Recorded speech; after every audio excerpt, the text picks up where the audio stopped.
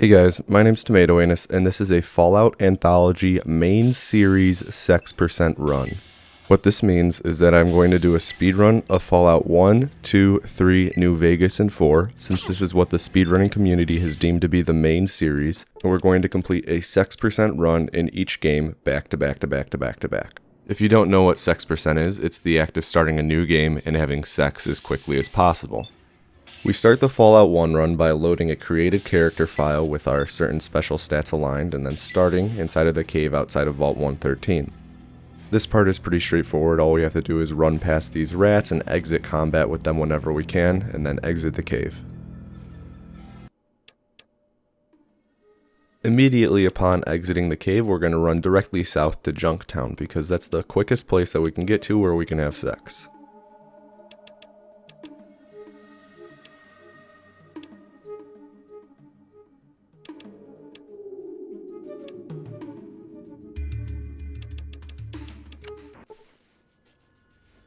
Once we actually enter Junktown, we're just going to run north and into the second area because that's where both a shopkeeper is so we can get some caps, and it's also where the hotel is, which is where we're going to have sex.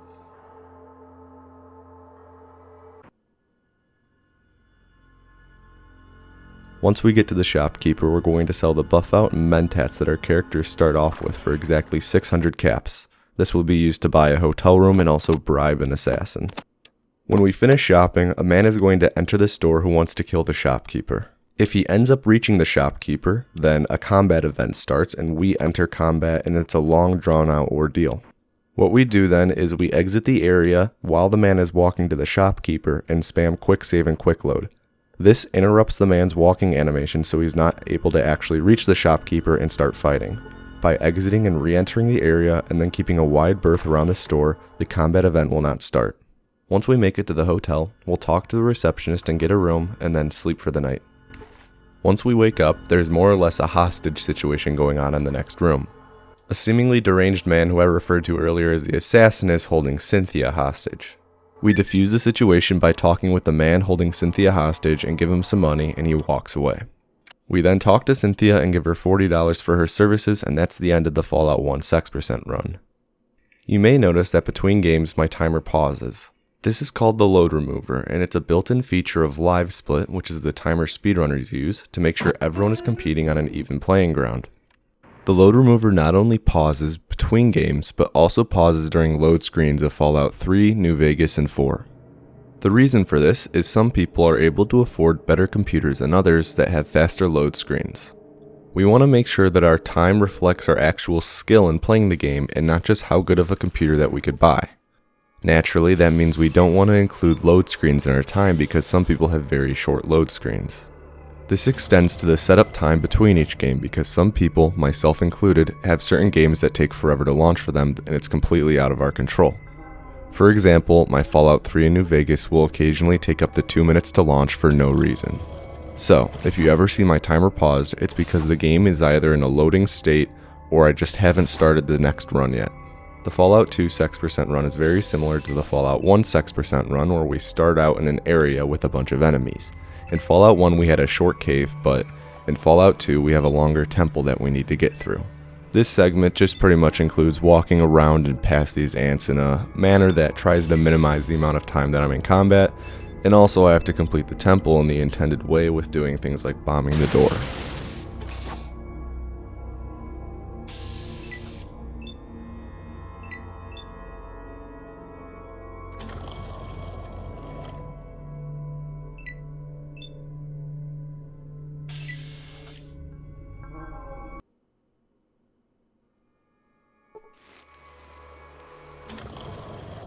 Once we're out of the temple, we're just going to run as far south as we can to get to the world map, which is where we're going to run to Klamath.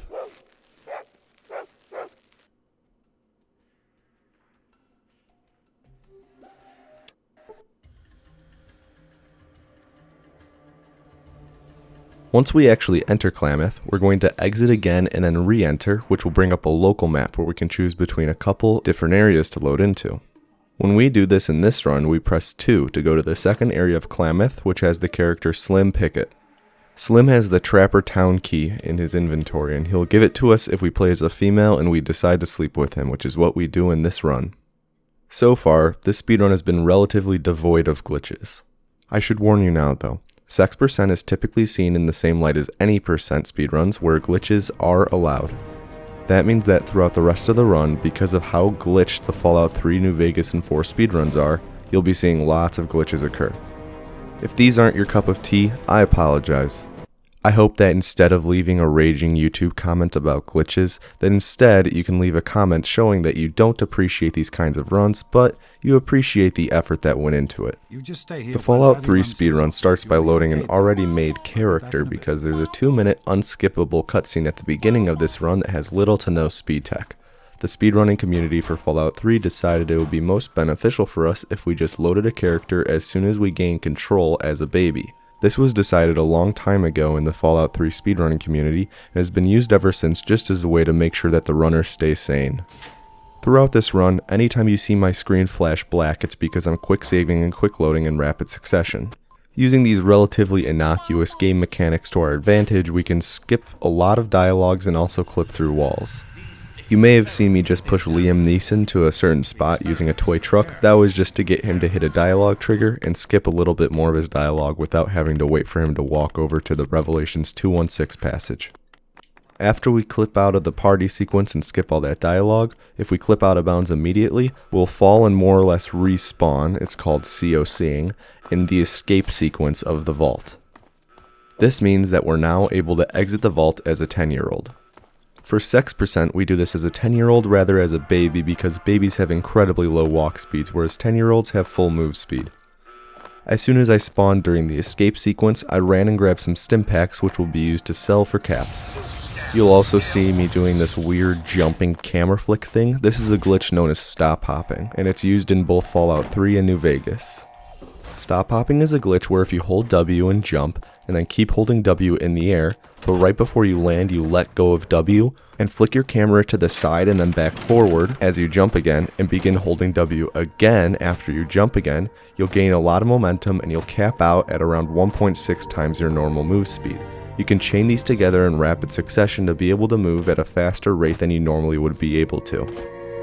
If you're familiar with Speed Cripple, you may be wondering why I didn't go for it during this run. In my opinion, because of how short the Sex% run is for Fallout 3, it's not worth it to go for the Speed Cripple, and it's just better to go with stop hopping throughout the run. Once we're out of the vault, we're just going to make a beeline towards Megaton because that's where we'll be having sex.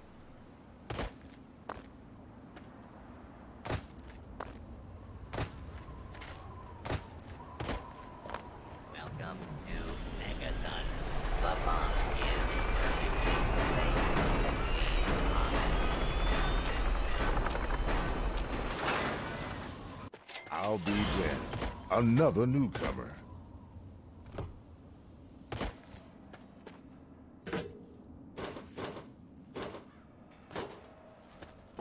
In Megaton, we're going to head to the Crater Side Supply and we're going to talk to Moira Brown. We're going to be selling the stim packs that we picked up in the vault to Moira in order to be able to afford a bedroom with Nova. Once we sleep in the same bed as Nova, the Fallout 3 Sex% run is finished. The rest of this run is just me running to Nova and talking to her and then pushing her up to the bedroom, so I don't have too much to say, and there's also a relatively large gap between Fallout 3 and New Vegas in this video. So here's a video of another Fallout speedrunner named It's Jabo giving me motivation on his stream to go and work on this video. There's links in the description to his YouTube and his stream, please go drop him a follow. Tomato wins. Is that you? Dude, I was hearing that you were struggling with motivation recently. Somehow, somewhere. Do you not understand what you have? Do you not understand the person you are? The community you've developed? Do not let them down, Tomato winners. You will commentate over that fucking video, and you will show them how good you are at explaining the most interesting shit in the world. Don't know why? Because you, my friend, not only are you an extra chromosome above the rest, but you have a wheelchair. Because you are a part of the It's Jabo sub-gang, and you will prove them wrong. You hear me? Get out there. Shut the stream down right now. Right fucking now. Turn the stream off. Get on your fucking laptop, whatever the fuck you use to edit, and go do that commentary. Right? Sorry Jabo, New Vegas is starting. Right away in New Vegas, we dismiss the pop-up that we get for having the Caravan Pack DLC installed. We have the Caravan Pack installed because it gives us a Caravan shotgun, which is used to kill an NPC in the run. Other than that, the first thing you'll notice about New Vegas is that the dialogue is in Italian. This is because Doc Mitchell's dialogue is 4 seconds faster in Italian than it is in English. The intro to New Vegas more or less consists of me just mashing through every dialogue I can, as well as quick saving and quick loading to skip a couple lines, and also just assigning any special stats and perks that are the fastest to assign because they don't matter in this run. You also may have noticed that both New Vegas and Fallout 3 have a number 60 in the top right corner. This is our frame rate, and Fallout 4 is also limited to 60 frames. In Fallout 3 and New Vegas, if you have an uncapped frame rate, you have very inconsistent walking speeds, so in order to make sure that everyone is playing by the same rules and everything is fair, we limit our frame rate to 60 frames per second. Fallout 4 is the exact same way, with all physics being tied to frame rate. The higher your frame rate, the faster everything in the game moves. This means someone who is able to afford a computer that can run the game at about 200 frames per second will have a much quicker run than someone who runs it at 60 frames per second. To avoid this pay-to-win type competition, Fallout 4 also limits our frame rate to 60 frames per second.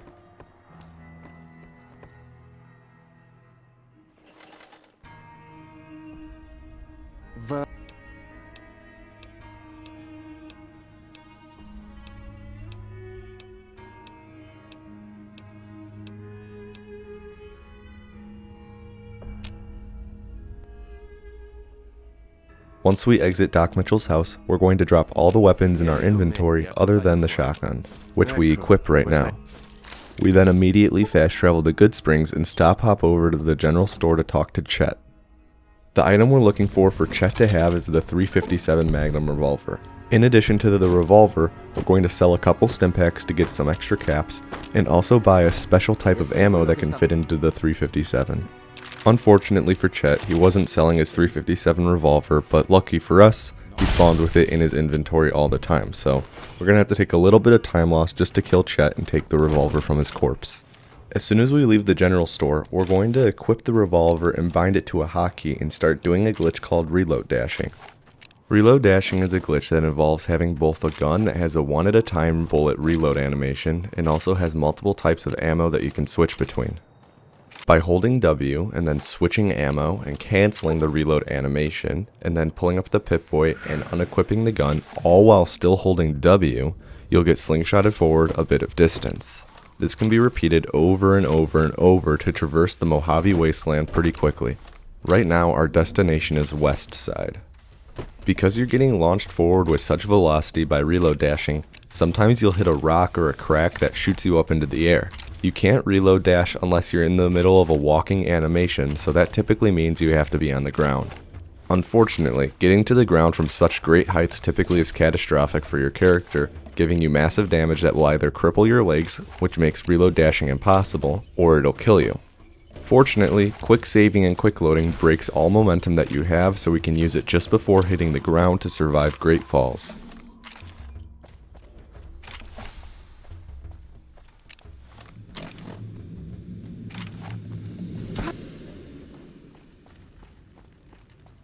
As you can see, I just crippled my leg, which makes reload dashing not possible to do. Luckily, we just arrived to west side and it's close enough that I can just run the rest of the distance and not lose a ton of time. Our end goal right now is to head to the Casa Madrid apartments and talk with Maud.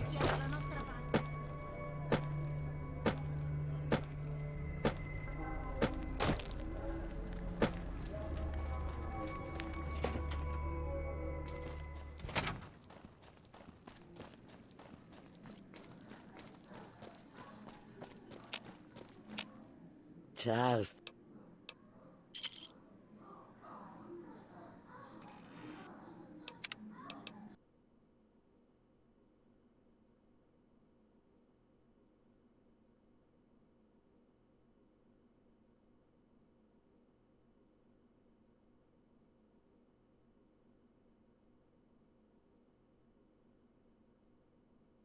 Before we get into the Fallout 4 run, I'd like to apologize in advance for any choppiness in the video. I was trying out a new setup for recording both my stream video and just the game audio so I could go back and do commentary over it, and unfortunately it doesn't really work well with Fallout 4.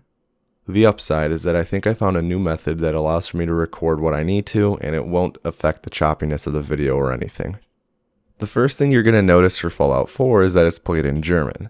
Typically, Fallout 4 is speedrun in French because the full game in French is faster than any other language. However, 6% only really does the intro segment with being in the house and then being in Vault 111, and German is the fastest language for that section. Also, right now you'll see me cycling through a bunch of character presets. There's two reasons for this. One is that I prefer to have preset 3 for both just because they're my preferred characters to play as, and second is I'm trying to manipulate the location of Codsworth in the house because he wanders around the house, and if you talk to him at a certain point in the house, then you save about half a second to a second. Unfortunately, I failed the setup because I was paying too much attention to chat, and I didn't really pay attention to what I was doing with the presets to time out Codsworth. The beginning section of Fallout 4 is more or less just waiting around for certain triggers to set up, and also just talking to people and mashing through the dialogue as fast as possible.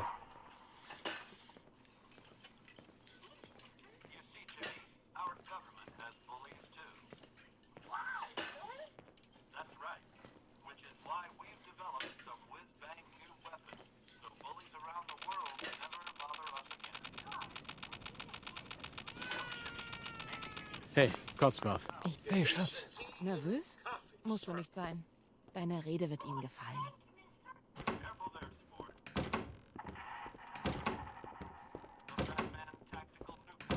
In a moment, I'll be filling out my registration form with the Vault Tech rep to assign all of my special points. In Fallout 4, your special stats actually do make a huge difference in the 6% speedrun, so we have to distribute them in a certain way. Quick spoiler alert, we end up having sex in the speedrun by passing a hard speech check, so we're going to need to max out charisma. Other than that, we want to get to our destination as quickly as possible, so what we're going to want to do is be able to maximize the amount of time that we can spend sprinting. With 12 points available for distribution, the most efficient way to do this is to put 4 points into endurance and 10 into agility. This is because agility increases the total amount of action points that you have, so the more action points you have, the more you can sprint. Endurance decreases the drain rate of your sprint bar whenever you're sprinting, so the more endurance you have, the longer you can sprint for. As I just mentioned, with the amount of special points we have right now for distribution, the most efficient way to balance between endurance and agility to maximize the amount of time we can sprint for is to put 4 points total into endurance and 10 points total into agility. Dreh das Mobile ein bisschen.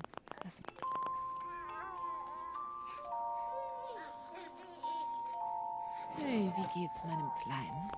Besser, oder? Nach dem Frühstück könnten wir ein bisschen in den... Ja, gute Idee. Sir, Ma'am, das sollten Sie sich mal ansehen. Codsworth? Gefolgt von Blitzen, grellen Blitzen, Explosionsgeräusche. Wir warten auf Bestätigung. Was? Kontakt zu unserem Partnersender Was hat er scheint gesagt? abgebrochen zu sein. Oh, Wir haben... Es kommen bestätigte Berichte. Ich wiederhole, bestätigte Berichte über Atom... Upon being able to leave the house, I'm going to give you the hilarious mental image of a man, his wife, and his child just jumping over fences and backyards to get to the vault as quickly as possible. Zum Vault. Sofort.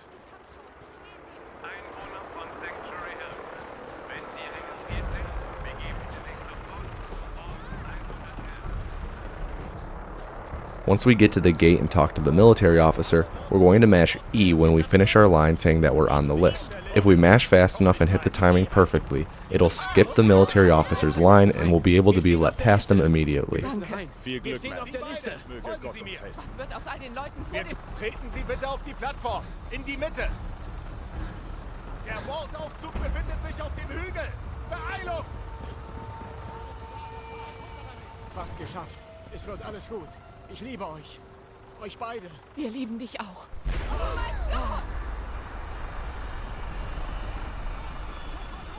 Festhalten! Geht das nicht schneller?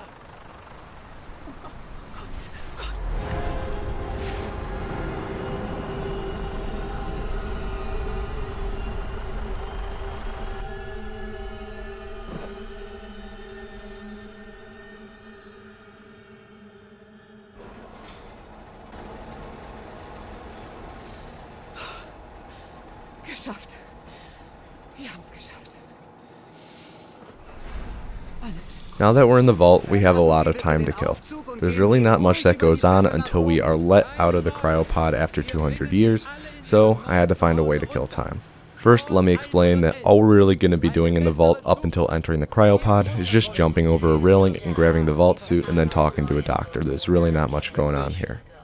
Also, I'd just like to say, if you're going to leave a comment saying, but you have a baby in Fallout 4, that means you already finished sex percent. No, it's sex percent is from the start of the game having sex. It's not lose virginity percent, okay? So don't even think about leaving a comment like that. Once I enter the cryopod, I'm going to be playing on my Nintendo 64 to kill the time. I apologize in advance for any horrendous Mario 64 gameplay. It's not my forte. It's not my strong suit. If you're curious, I am playing on an original Nintendo 64 with a default Nintendo 64 controller. I use an IO Data GV USB 2 to capture my Nintendo 64 gameplay. I'm also going to begin explaining a couple tricks that we use throughout the rest of the run. In order to escape the vault, you're going to be seeing me pick up some traffic cones to use them to clip through and over walls. This is a form of clipping that we typically will refer to as either cone clips or my favorite, VLC clips. VLC clips are performed by simply picking up a traffic cone and having it be a certain distance away from you, then looking down and walking backwards into a wall. As you walk backwards into the wall, the cone will go under you and then will slowly rise and push you up and over. You're also going to see me pick up a security baton right away. This is because we're going to be doing a glitch called punch warping. Once I explain what punch warping is, you may ask, why don't you just use your fists and why do you have to go out of your way to pick up the baton? The reason for this is that we need to use VATS in order to punch warp, and VATS is not activated for us until we either get to a certain point in the vault or we actually pick up a weapon, so by picking up the security baton we gain the ability to use VATS. Now let's talk about punch warping a bit. In video games, the current position of your character and like any item is tracked by coordinates. Fallout 4 is no exception to this. Wherever you're standing, you always have an X, Y, and Z coordinate that the game uses to keep track of your position. If you're playing Fallout 4 on PC, you can actually find out what your exact coordinates are at any time by pulling up the command console and typing in the get pose command. The short of punch warping is that it's a way to store your coordinates and teleport to them at a later time. This is done by having a melee weapon equipped and attempting to melee attack something in VATS. Normally when you attempt to melee attack something in VATS, the game will pathfind for your character from where you're standing to a position next to the enemy so that you can actually connect your attack. Instead of showing your character walking to that position, you kinda just teleport there, but it's only ever small distances. After all, it wouldn't make much sense for you to be able to target an enemy a mile away in VATS and then just teleport to them. Now, if you position your character so that when you attempt to melee attack something in VATS, the pathfinding would either clip you through an object or put you out of bounds, the game doesn't want to do that because it kind of breaks the rules of the game. You're not supposed to be able to clip through solid objects or go out of bounds.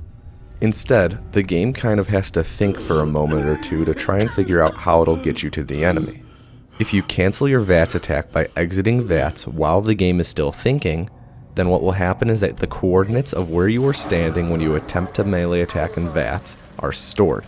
And the next time you attempt to melee attack with VATS, you get teleported to the coordinates that you just stored.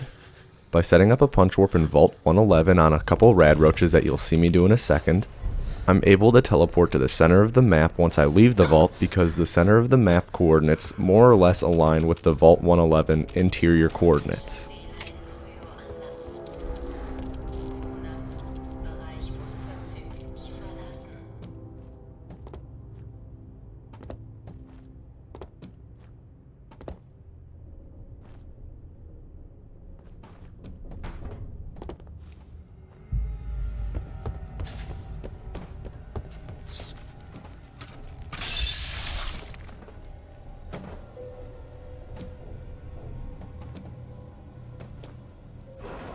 You may have noticed that I completely bypassed picking up the Pip-Boy. This doesn't really come into play at all during the sex percent run because we don't use our Pip-Boy during it, but it's still something interesting to talk about. If you leave the vault without picking up the Pip-Boy, when you leave the vault, you'll be given the Pip-Boy. The only caveat to this, though, is that it's invisible. In order to make your Pip-Boy visible, you either have to make a save and quit to the main menu and then reload your save, or you just have to enter Power Armor. The only catch to this is because we didn't actually complete the Pip-Boy equipping animation inside of Vault 111, the Pip-Boy screen will still be a bit cloudy because we never wiped the dust off of it. You can see this effect in play in my Fallout 4 any percent PB.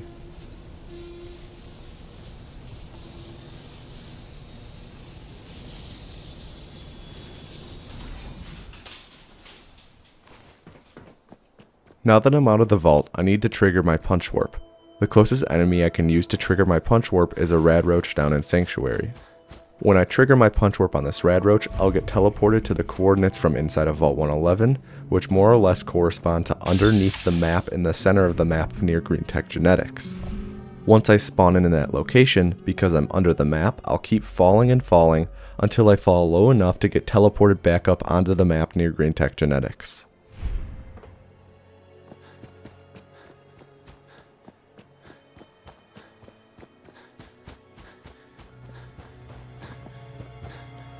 Now that I'm in the center of the map, all I have to do is make a beeline towards Good Neighbor so I can talk to Magnolia.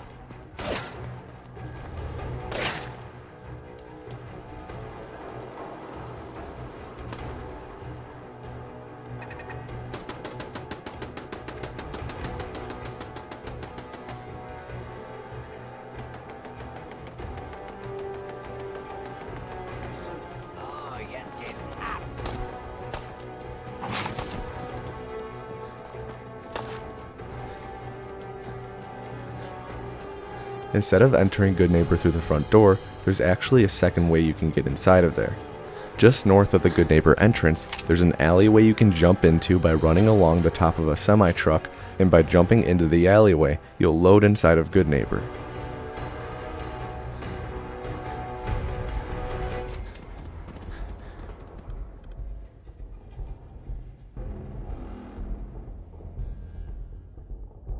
Now that I'm inside of Good Neighbor, I'm just going to run immediately to the third rail because that's where Magnolia is.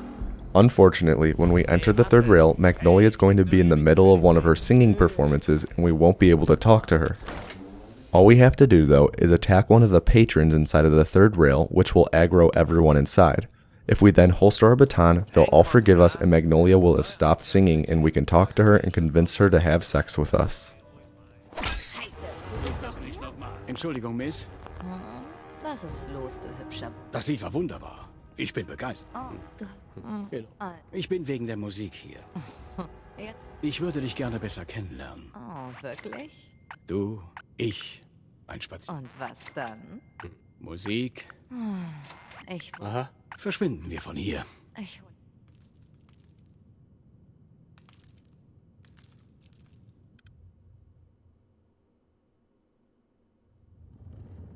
As is customary at the end of 6% world record runs, we then beat Magnolia unconscious with our security baton and then kill the Vault Tech rep who's staying in the room next door and attempt to equip his clothes with our invisible Pip-Boy. My name's Tomato Anus. I hope you've enjoyed the run, and I hope you have an above average day.